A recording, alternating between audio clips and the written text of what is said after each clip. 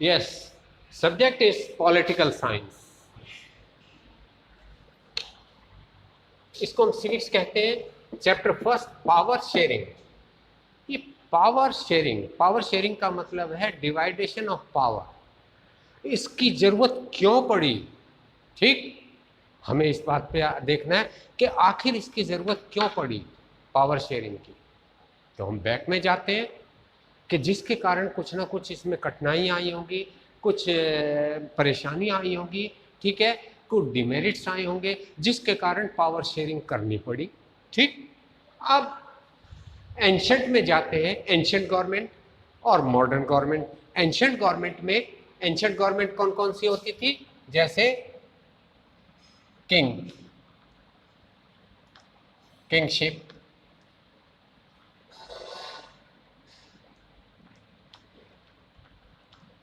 Crown,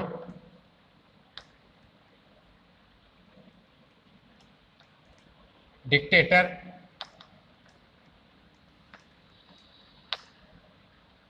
monarchy,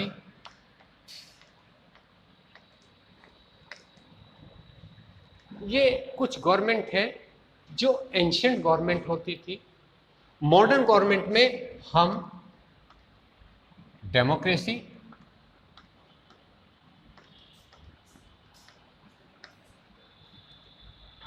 socialism,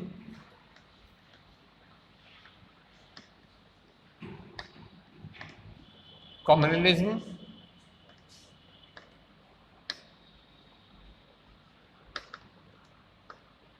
ठीक, ये government आती है। तो हम सबसे पहले एंशिएंट गवर्नमेंट में देखते हैं किंगशिप, जहां पर राजा का अधिकार होता था, हेरिडिटी थी, राजा मर जाता था तो उसका पुत्र गद्दी पर बैठता था। सेम डिक्टेटरशिप में भी ऐसा ही होता है।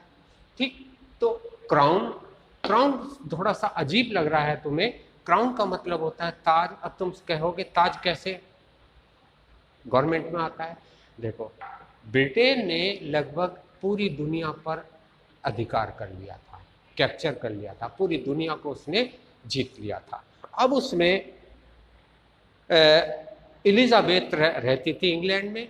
क्या वो सारे पूरी दुनिया के देशों पर रूल कर रही थी? नहीं, रूल तो कर रही थी, लेकिन अपने बिहाफ पर वो लॉर्ड भेजती थी। ठीक, वो लॉर्ड इनडायरेक्ट रूप में क्या करते थे, रूल करते थे। ठीक, रानी ले जाए तो इसको हम क्राउन कहते हैं। गद्दी पर क्या रखा है, क्राउन। और वैसे कौन कर रहा है रूल, लॉर्ड, लॉर्ड वगैरह कर रहे हैं। ठीक, तो ये क्राउन। डिक्टेटरशिप जो तानाशाह होता है, जैसे कौन कौन से हैं, एक example Hitler, Mussolini, Dante, these are the example of dictator. ऐसे ही हमारे मॉडर्न टाइम में कौन कौन से हैं, किम जॉन, मुशर्रफ भी रह चुके, ठीक, और कितने ही हैं। ठीक, तो ये डिक्टेटर होते हैं। इनको जो ये कह देते हैं उनको फॉलो करना जनता का परम अधिकार है। अगर नहीं करते तो इसके बाद वो अगला सुबह नहीं देख पाते। ठीक, नेक्स्ट आता है मोनार्की। मोनार्की भी सेम सिनोनिम्स ऑफ डिक्टेटरशिप। अब आती है मॉडर्न गवर्नमेंट। मॉडर्न गवर्नमेंट में सबसे पहले डेमोक्रेसी, डेमोक्रेसी, सोशलिज्म, कम्युनलिज्म। ठीक, अब इस सब गवर्नमेंट में क्या होती थी, ब्लडशेड।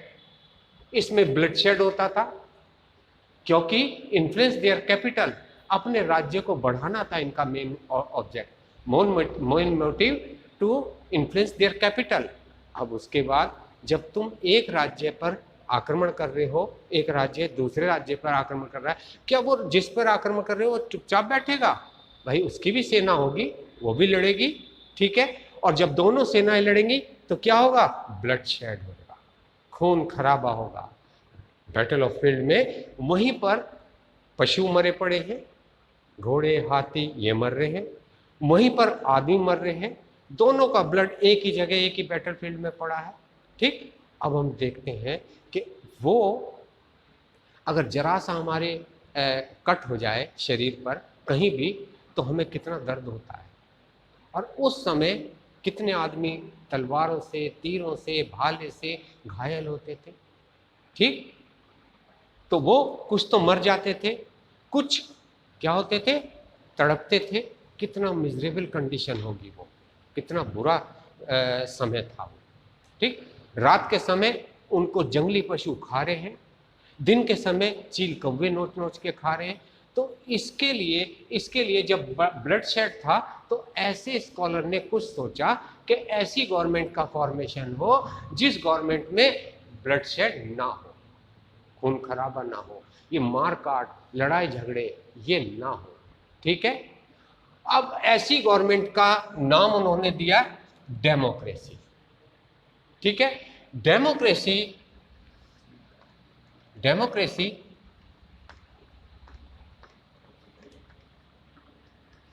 is the combination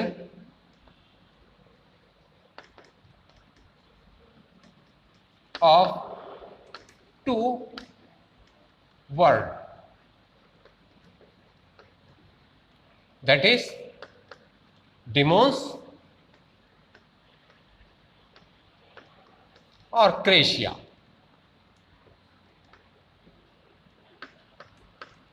ये सी का के भी बन सकता है, के भी ले सकते हो, क्रेशिया। ठीक है, डिमोस मीन्स सिटीजन,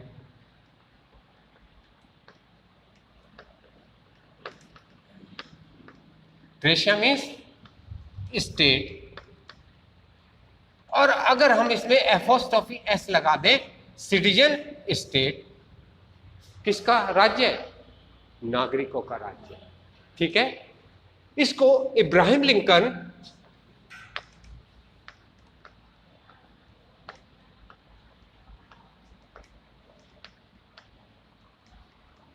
की डेफिनेशन है। इब्राहिम लिंकन अमेरिकन प्रेसिडेंट थे, इनकी डेफिनेशन है democracy is the government for the people, by the people and the people. जनता पर, जनता का, जनता के लिए, जनता का शासन डेमोक्रेसी है। ठीक है, the real power is in hand of the people. असली पावर किसके हाथ में होती है, जनता के हाथ में होती है। ठीक है, जनता के हाथ में। अगर वो अत्याचार करेगा तो ज्यादा 5 साल तक करेगा, उसके बाद उसको वोट नहीं देंगे तो वो गवर्नमेंट डिस्ट्रॉयड हो जाएगी, खत्म हो जाएगी। ठीक है, तो इसी रेफरेंस में अब हम डेमोक्रेसी का एक पार्ट लेते हैं, पावर शेयरिंग, यानी कि पावर को डिवाइडेशन। इसमें एंशिएंट गवर्नमेंट में पावर सारी एक ही आदमी के हाथ में होती थी। वो कौन थे, ये। ठीक है, वही कानून बनाते थे, वही कानून लागू करते थे, वही कानून का डिसीजन करते थे, ये थे। लेकिन पावर शेयरिंग में, डेमोक्रेसी में पावर को 3 वर्गों में डिवाइड कर दिया गया है, लेजिस्लेटिव, एग्जीक्यूटिव एंड जुडिशियरी। ठीक, अब हम इसको पहला पावर शेयरिंग, तो सबसे पहला पॉइंट आता है different organs, legislative, executive and judiciary. Legislative to legislate the law, executive to execute the law, judiciary to जज द लॉ। ठीक, अलग अलग है, तीनों पार्ट गवर्नमेंट के अलग है, कोई किसी में। और judiciary is free from legislative and executive, इसके ऊपर किसी का अधिकार नहीं होता। किसके ऊपर, जुडिशियरी को। Judiciary is independent. सेकंड आता है government at different level, government अलग अलग पार्ट में, जैसे central government, state government, local government. क्योंकि बहुत से देश बड़े हैं, ज़्यादा यूरोपियन कंट्री छोटे आकार में छोटे हैं, लेकिन बहुत से देश बड़े हैं, तो उनके लिए हमने क्या किया है कि उसको 3 में डिवाइड कर दिया, सेंट्रल गवर्नमेंट, स्टेट गवर्नमेंट और लोकल गवर्नमेंट। अब लोकल गवर्नमेंट बहुत से हमारे जैसे इंडिया है, इंडिया में यूपी बहुत है, ठीक है, बड़ा है। तो ऐसे के लिए जो बड़े स्टेट हैं उनको हमने म्युनिसिपल कॉर्पोरेशन, म्युनिसिपलिटी और पंचायत के रूप में करा है। क्योंकि लोकल प्रॉब्लम केवल शहर की कौन निपटाएगा, म्युनिसिपलिटी, और गांव की पंचायत। क्योंकि वो नहीं मालूम होगा स्टेट गवर्नमेंट को। ठीक, तो इसलिए इनको छोटे यूनिट में डिवाइडेड किया है। नेक्स्ट आता है डिफरेंट सोशल ग्रुप्स, अलग अलग social group, political, linguistic group. Example, एक तो पॉलिटिकल है, दूसरे भाषाई बेस पर। जैसे बेल्जियम में छोटा देश है, उसमें कुछ फ्रांस के हैं, कुछ जर्मन के रहने वाले हैं, उनका परसेंटेज निकाल लेते हैं, कितने परसेंट रहते हैं, जो ज़्यादा होता है उसी को फॉलो किया जाता है रूल को। ठीक, नेक्स्ट आता है political parties lead to composition. ठीक है, अब ये पॉलिटिकल पार्टी के द्वारा, डेमोक्रेसी पॉलिटिकल पार्टी के द्वारा ही संभव होती है। ठीक है, क्योंकि पॉलिटिकल पार्टी ये इंडिपेंडेंट होती हैं, अलग अलग होती हैं, लेकिन ये गवर्नमेंट का पार्ट होती है। ठीक, leads to composition, people have right to choose any party. आदमी किसी भी पार्टी को चुन सकता है। ठीक, हम यहाँ बैठे हैं, ठीक, तो ये नहीं है कि हम एक पार्टी के, कोई किसी का है, कोई किसी का, कोई किसी का, क्योंकि इंडिपेंडेंट है, हम किसी भी पार्टी को चुन सकते हैं। ठीक, कोलिशन गवर्नमेंट दूसरी होती है कोलिशन गवर्नमेंट। कोलिशन गवर्नमेंट क्या मतलब हिंदी में है मिलीजुली। If any party unable to get the majority in this condition, two और more than party join together and show the majority. ऐसे कंडीशन में अगर कोई पार्टी सीधी मेजोरिटी में नहीं आती तो इस समय 2 या 3 पार्टी इकट्ठी हो जाती हैं और फिर वो अपनी मेजोरिटी को शो करती है। That is coalition government. Next आता है प्रेशर ग्रुप। ये प्रेशर ग्रुप, ये तो होती है पॉलिटिकल पार्टी, ये गवर्नमेंट के, लेकिन प्रेशर ग्रुप एक ऐसा ग्रुप होता है जो गवर्नमेंट के ऊपर अपनी नीतियों को, अपनी पॉलिसीज को, अपने कार्य को मनवाने के लिए क्या करता है, गवर्नमेंट के ऊपर दबाव डालता है।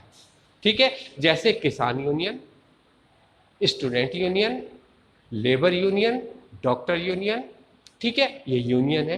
तो ये यूनियन अगर गवर्नमेंट इनकी बातों को नहीं मानती है या डिनाई करती है इनकी बातों को, तो ये सब मिलकर गवर्नमेंट के ऊपर प्रेशर डालते हैं। जैसे तुम अभी देख रहे हो, अगर टीवी पे देखते हो, रोजाना दूध फेंका जा रहा है, तो वो क्या कर रहे हैं, वो गवर्नमेंट को शो कर रहे हैं कि देखो हमें किसानों को मुआवजा नहीं मिल रहा है दूध का, इसीलिए वो इसको डिसोबे कर रहे हैं। ठीक, अब उसमें है if influence of government and force to change the policies. अगर गवर्नमेंट नहीं मानती तो उसको फोर्स किया जाता है चेंज करने के लिए।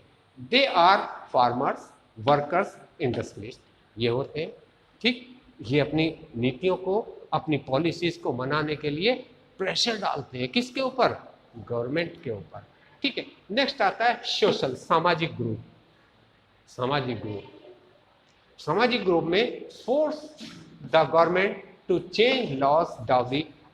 अब गवर्नमेंट को फोर्स किया जाता है काहे के लिए कि डाउरी जैसे दहेज प्रथा है उसको इलीगल करा जाए, उसको बंद किया जाए, क्योंकि डाउरी में ये इलीगल है। आदमी एक जो लेडीज लड़की की तरफ के होते हैं वो काफ़ी सफ़र करते हैं, तो इनको रोका गया। जैसे डाउरी, ठीक है, अर्ली मैरिजेस, छोटे उसमें ही मैरिज हो जाती है, छोटे उसमें ही मैरिज हो जाती है। बंद कर दो।